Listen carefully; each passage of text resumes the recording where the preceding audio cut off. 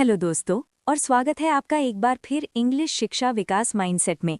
ये वही चैनल है जहां हम आपकी कम्युनिकेशन स्किल्स को और आपकी ज़िंदगी के नज़रिए को बेहतर बनाते हैं। मैं हूं लिसा और आज मैं सच में बहुत ज़्यादा उत्साहित हूं क्योंकि आज का विषय ऐसा है जिससे सचमुच लगभग 90% लोग जूझते हैं। अगर आप यहाँ नए हैं तो कृपया अभी के अभी सब्सक्राइब बटन दबा दीजिए क्योंकि हम यूट्यूब पर सबसे समझदार और मजबूत कम्युनिटी बना रहे हैं। हेलो सभी को, मैं हूं टोनी। लिसा, 90% एक बहुत ही सटीक आंकड़ा है। क्या तुम्हारे पास इसका कोई स्रोत है या ये बस तुम्हारी भावनाओं पर आधारित अनुमान है? क्योंकि तर्क की दृष्टि से देखें तो केवल 2 अक्षरों का एक छोटा सा शब्द बोलना इतना कठिन नहीं होना चाहिए। ओ टोनी, थोड़ा इंसान बनो और रोबोट बनना बंद करो। तुम्हें बिल्कुल पता है कि मेरा क्या मतलब है। आज हम बात कर रहे हैं कि अंग्रेजी में ना कैसे कहा जाए बिना रूखे या बदतमीज लगे, या जैसा मैं इसे कहना पसंद करती हूँ, ये वो कला है जिसमें आप अंग्रेजी बोलते हुए किसी के सामने पैरदान यानी डोरमैट नहीं बनके। टोनी, ईमानदारी से बताओ, क्या तुम्हें ना कहना आसान लगता है? मुझे ये बहुत आसान लगता है। ये कुशल और प्रभावी है। अगर मैं कोई काम नहीं कर सकता तो हाँ कहना असल में झूठ होगा। इससे मेरा भी समय बर्बाद होता है और सामने वाले का भी।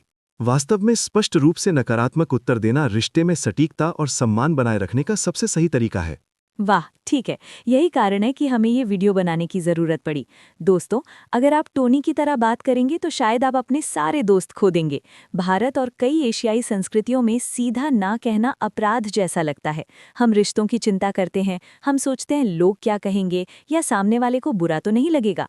इसलिए आज इंग्लिश शिक्षा विकास माइंडसेट पर हम एक तरह की लड़ाई करने वाले हैं। टोनी आपको तर्कसंगत और सीधा अंग्रेजी तरीका सिखाएंगे और मैं आपको स्मार्ट, कूटनीतिक और प्रभावशाली तरीका सिखाऊंगी।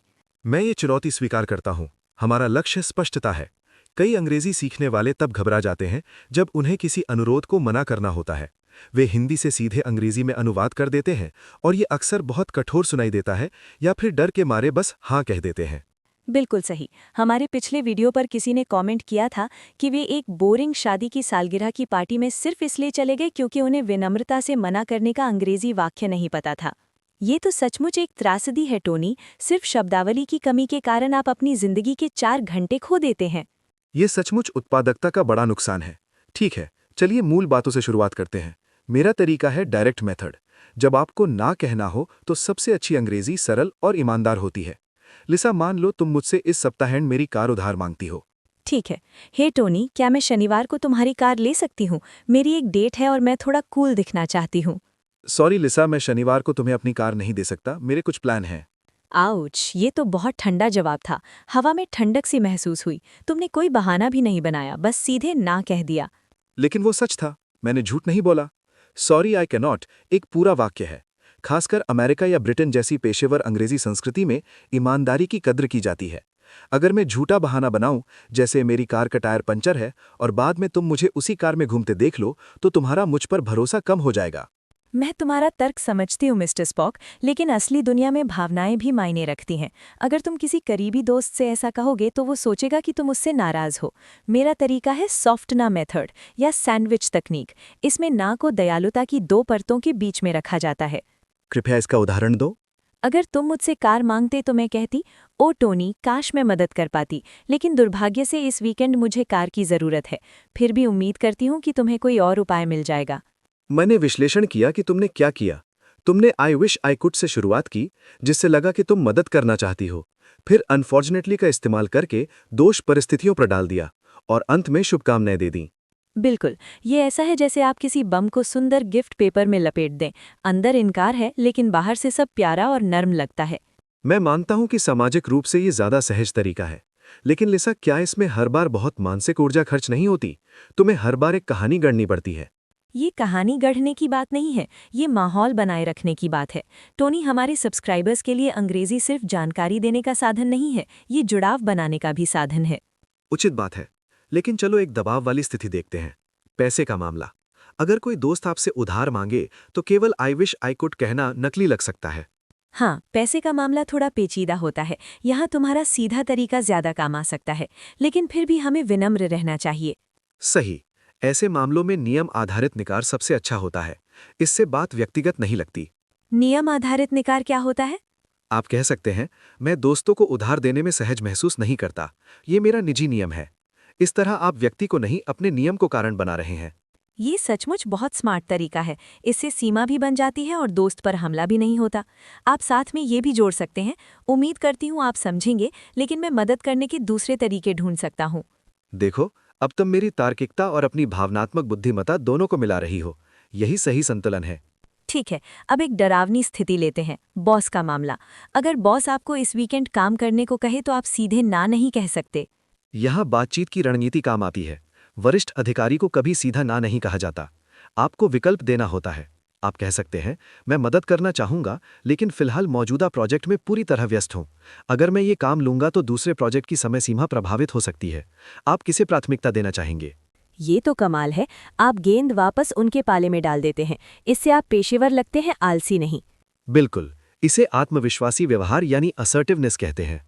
लेकिन टोनी, अगर सामने वाला बहुत जिद्दी हो तो, जो बार बार कहता रहे, अरे यार बस इस बार कर दो। ऐसे लोगों के लिए ब्रोकन रिकॉर्ड तकनीक इस्तेमाल होती है। टूटी हुई रिकॉर्ड की तरह एक ही बात बार बार दोहराना।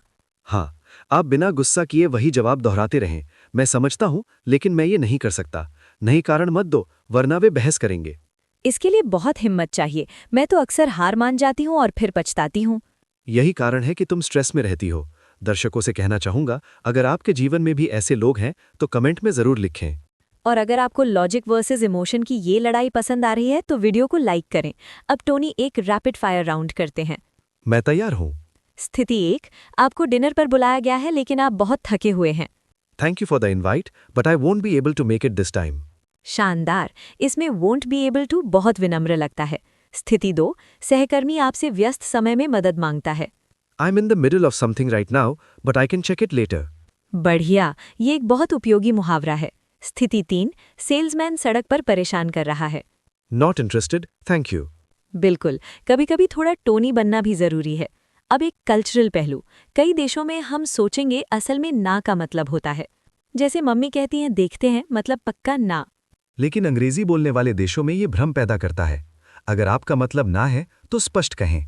लेकिन टोनी, ना कहना डरावना लगता है। अगर कोई रिश्ता सिर्फ आपके हाँ कहने पर टिका है तो वो सम्मान पर आधारित नहीं है। वाह, ये तो गहरी बात थी। रणनीति का सार: पहले विनम्रता, फिर स्पष्ट निकार, फिर संक्षिप्त कारण। और चाहे तो विकल्प भी दें। अब शब्दावली पर आते हैं। पहला शब्द डिक्लाइन, विनम्रता से मना करना। जैसे I had to decline the invitation. दूसरा बाउंड्रीज, सीमाएं। जैसे I need to set better boundaries. तीसरा असर्टिव, आत्मविश्वासी। जैसे बी असर्टिव ड्यूरिंग नेगोशिएशंस। चौथा विशी वॉशी, अनिर्णायक। जैसे डोंट बी विशी वॉशी। पांचवा कमिटमेंट, प्रतिबद्धता। जैसे I have a prior commitment. छठा कॉम्प्रोमाइज, समझौता। जैसे वी रीच्ड अ कॉम्प्रोमाइज। इन शब्दों से आपकी अंग्रेजी उन्नत लगेगी। दोस्तों, कमेंट में विशी वॉशी वाला वाक्य जरूर लिखें। और याद रखें, ना कहना आपको सही चीजों के लिए हाँ कहने की ताकत देता है।